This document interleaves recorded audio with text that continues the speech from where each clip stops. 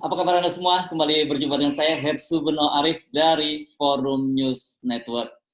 Ini saya ingin berbagi kegembiraan gitu, karena meskipun katanya sudah akan resesi, tapi bagi Presiden Jokowi masih ada waktu 2 minggu untuk menghindarinya itu.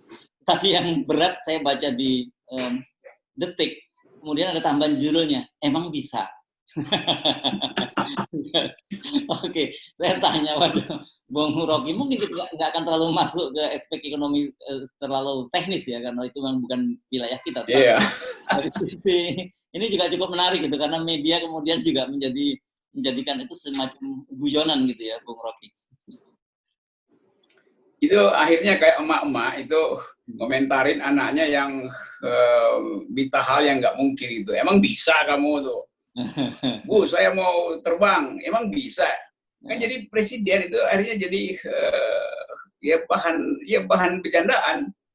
Kayak kan ada pepatah bilang children should be seen and not heard. Anak-anak itu diawasi aja, jangan didengerin, kan begitu. Jadi kan soalnya itu.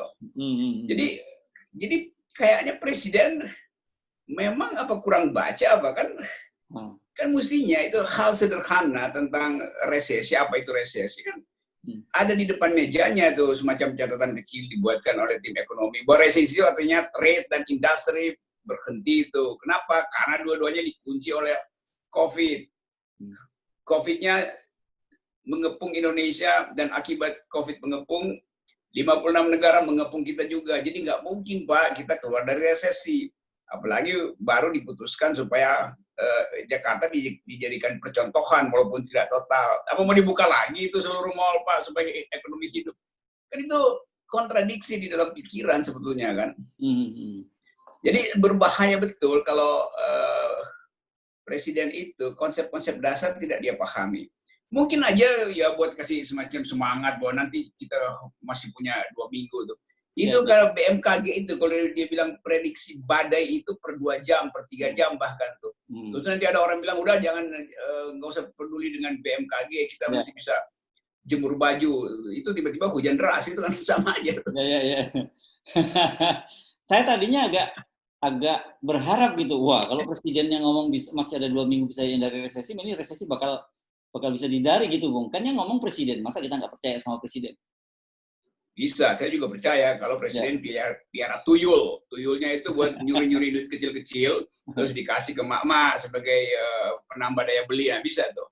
Saya nggak tahu apa ada tuyul di istana yang malam-malam disuruh nyolong ke korporasi buat disumbangin ke dompet mak-mak pagi-pagi. Itu bisa tuh kalau ingin nggak resesi.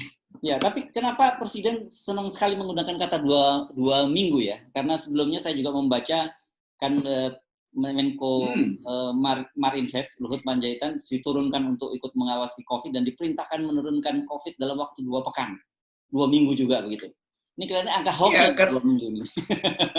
Bukan hoki, karena memori presiden cuma per 2 minggu tuh. Jadi lebih dari 2 minggu dia udah lupa kebijakan sebelumnya. Ya. Memorinya pendek, jadi prediksinya juga pendek gitu. Ya. Jadi presiden yang sebetulnya dipilih per 2 minggu, jangan per 5 tahun itu. Mari kita rada serius sedikit. Oke. Tapi tetap berbasis dengan angka 2 minggu tadi. Pertanyaan saya satu pertanyaan untuk 2 jawaban. Apakah mungkin resesi dari dalam 2 minggu, dan apakah mungkin COVID diturunkan dalam 2 minggu? Bisa sebetulnya, kalau proposal kita kemarin, Anies itu pegang seluruh kebijakan Indonesia, supaya dia bisa mengendalikan dari pusat. Kan 2 minggu itu membutuhkan operasi pasar luar biasa, membutuhkan pencetakan uang, Bank Indonesia mesti cetak uang. Jadi itu sebetulnya yang dibayangkan oleh Presiden di kepala, bahwa ekonomi pasti masih bertumbuh. Jadi dia nggak punya pikiran tentang apa yang mesti didahulukan.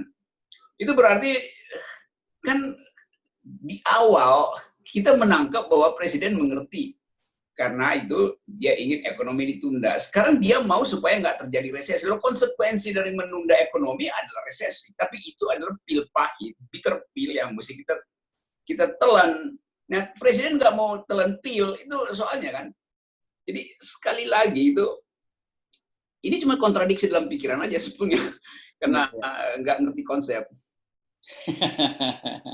Oke, nah tapi kan kita udah semakin tahu bahwa tadi daripada minum obat kan presiden kelihatannya lebih senang minum sesuatu racun yang berbalut madu gitu ya, terutama yang misalnya janji pertumbuhan ekonomi, terus surat-surat dari para konglomerat yang minta supaya PSBB tidak dilakukan di Jakarta dan sebagainya. Itu pilihannya lebih ke situ ketimbang yang Anda sebut tadi minum obat yang pahit.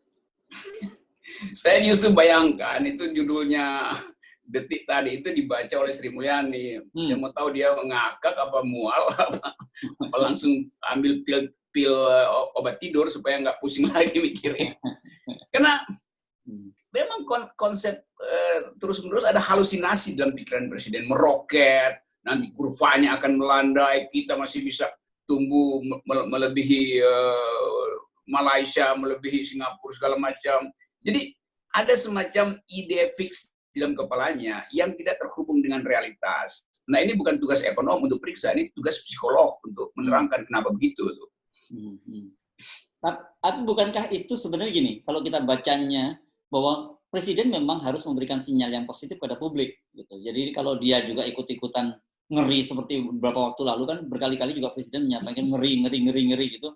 Orang ngeri betul. Nah, sekarang situasinya memang jauh lebih ngeri, jadi presiden harus menyampaikan pesan-pesan yang menggembirakan gitu.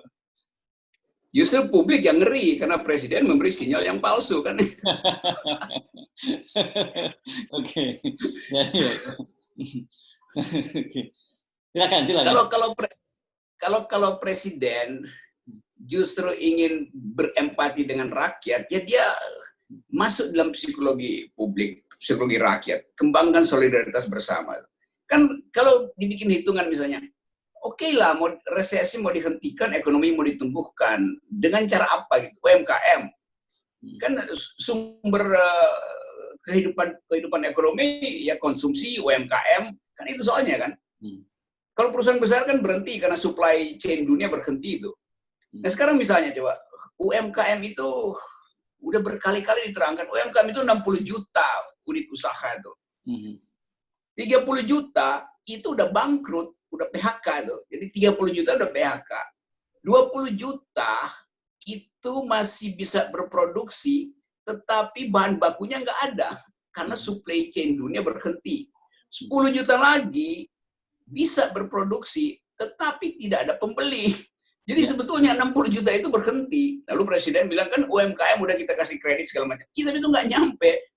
Prosedurnya mesti lewat bank, mungkin bank tahan lagi 1-2 malam, dibikin bunga, di akal-akalan. Tapi faktanya begitu. Dan angka ini kan angka dari bulan April, Mei, Juni, Juli itu nggak berubah tuh. 60 juta UMKM berhenti. Coba, jadi bagaimana mau rise up dari keadaan itu? Jadi ini soal data, presiden juga ternyata nggak ngerti, nggak punya data tentang apa sebetulnya problem bangsa ini. UMKM, mak-mak, daya beli, pasar, segala macam. Jadi nggak ada satu konsep yang utuh di kepala presiden untuk mengucapkan sesuatu pada publik. Kalau dia utuh itu kan pers akhirnya batasnya hilang tuh. Jadi diolok-olok aja kan. Emang bisa lo itu. Sok jago lo, kira-kira begitu kan mau dibilang sok jago lo. Padahal bego kan, kalau dikasarin kan begitu sebetulnya. Waktu rapat redaksi mungkin diputusin apa judulnya, sok jago, bego banget sih, kayak gitu kan. Akhirnya diambil istilah yang lebih aman, emang bisa. Iya. Tetapi itu cukup menohok ya dengan kata-kata itu saja gitu kan, itu banget kan. Emang bisa lo gitu kan. Itu antara menghina dan menonjok tuh. Iya.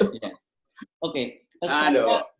Saya menduga, tetapi tentu saja menurut saya dugaan ini tidak berlebihan, karena bagaimanapun yang saya bayangkan, seorang presiden itu kan biasanya ada tumpukan-tumpukan dokumen yang cukup besar, cukup banyak gitu di mejanya. Itu macam-macam laporan. Iya, mestinya. Intelijen, ekonomi, macam-macam, termasuk yang mungkin kalau menjelang Pilpres ada survei politik. Tapi sekarang survei publik juga penting kan untuk melihat bagaimana publik.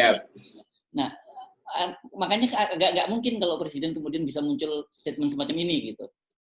Apakah laporannya nggak dibaca?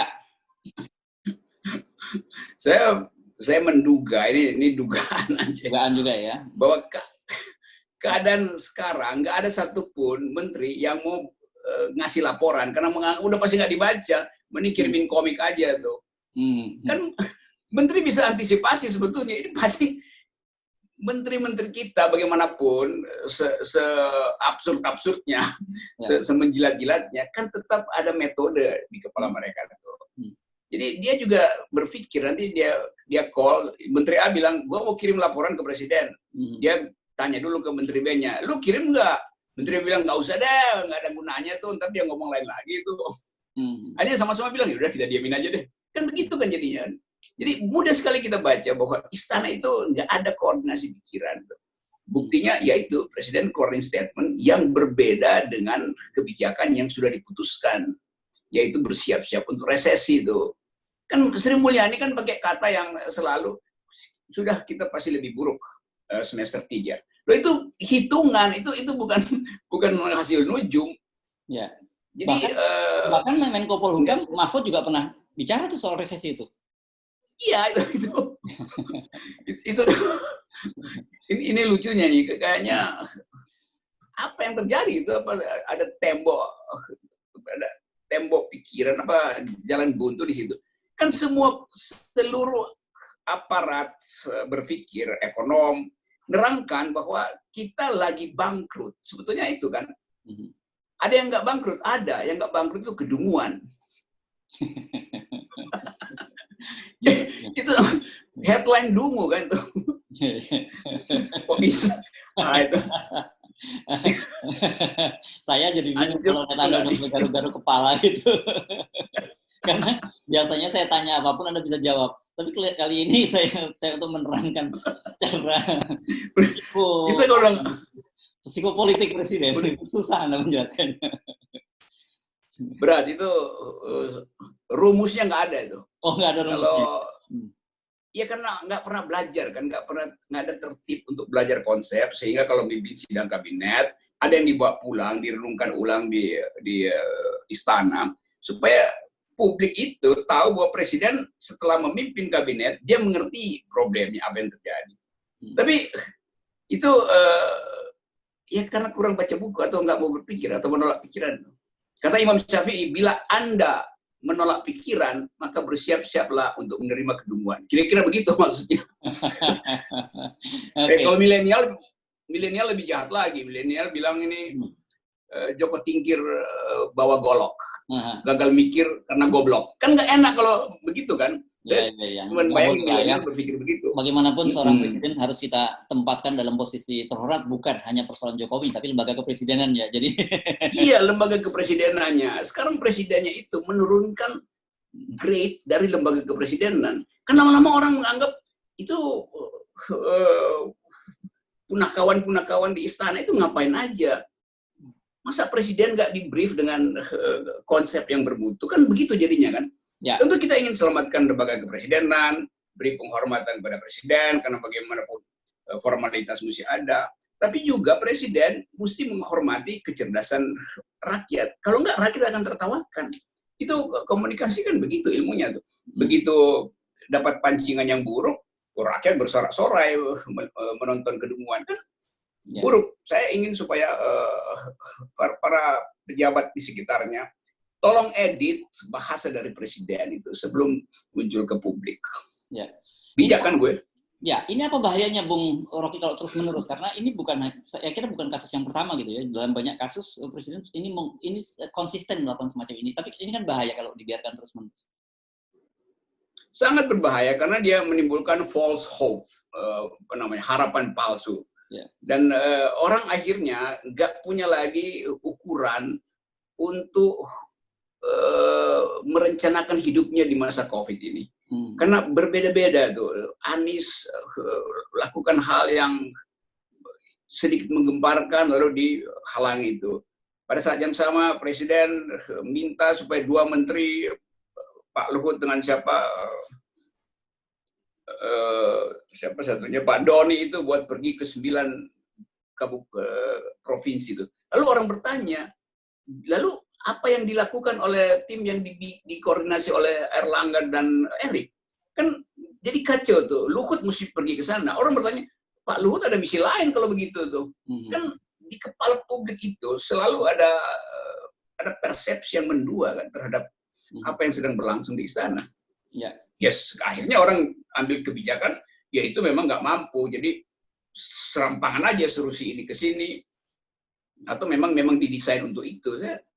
Nggak ada pakem untuk membaca jalan pikiran istana. Nah, itu membuat orang cemas terhadap keadaan, mak-mak nggak punya pegangan, guru-guru juga akhirnya frustrasi untuk mengajarkan anak sekolah karena nggak ada keterangan yang pasti kapan mereka berakhir.